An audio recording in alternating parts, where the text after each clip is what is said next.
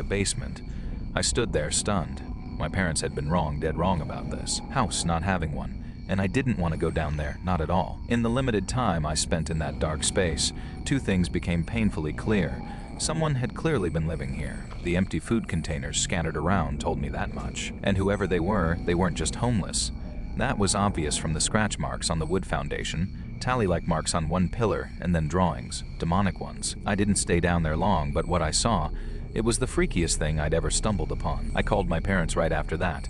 They were shocked, said they had no idea about this basement, let alone that someone had been living in it. Dad asked me 100 times if I was sure there wasn't anyone down there anymore, and I told him yes. Then he said they'd cut their vacation short and come home immediately. The first thing I did after hanging up, bought a heavy-duty padlock, secured the storm door from the outside, thought that would solve it. That same night I was woken by aggressive banging on the other side of the door.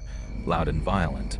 Someone trying to get back in, clearly furious that the door was now locked. I froze. My heart started racing like crazy. Couldn't move a muscle. Then silence. That's when I crept over to the window, just in time to see a figure sprinting across the backyard into the darkness. No details, just gone.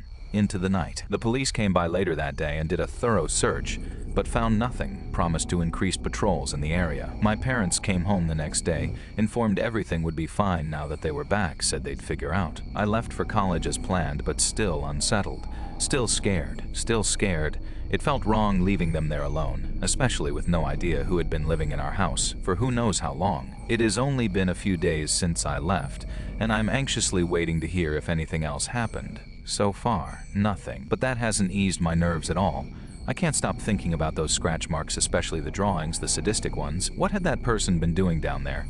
If I'm being honest, I'm really scared something else is going to happen. I grew up in a small town just a few miles from the Montana-Idaho border on the Montana side.